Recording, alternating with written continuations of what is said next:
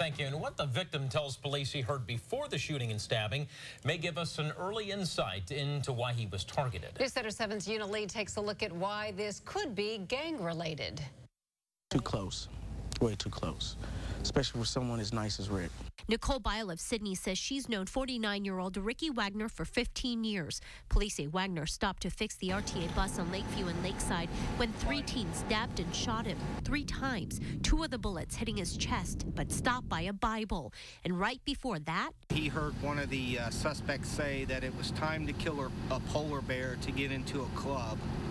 And that's about all that he remembers hearing, and he basically said that he fought for his life. Dayton police tell us it's too early in the investigation to talk about a motive for whether this is gang-related or not. But an expert here at the University of Dayton tells us killing a polar bear to get into a club is very clear on what that means. Club is in essence either a reference for a gang. To say it's time to get into a club means this is my entrance fee. This is how I get in. This is how I prove myself. But Dr. Art Gibson, the director of criminal justice programs at UD, tells me certain crimes are required by different gangs. Usually, polar bear or black bear are terms that we see where we're looking at race. He says there's another requirement for a polar bear crime. The polar bear phenomenon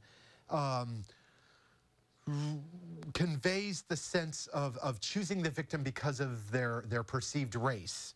I mean, that's important, but being unsuspecting is equally important. Bile says she's known people affiliated with gangs, but the possibility her friend was a target as a polar bear is disturbing. It is sad totally because it's 2014. There should be no racial anything anymore.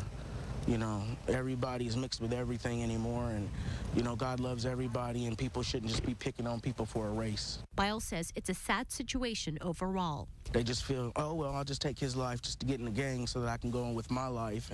But there's somebody down the line that's going to end up taking theirs for the same reason. Reporting in Dayton, Yuna, News Center 7. And sentencing for the man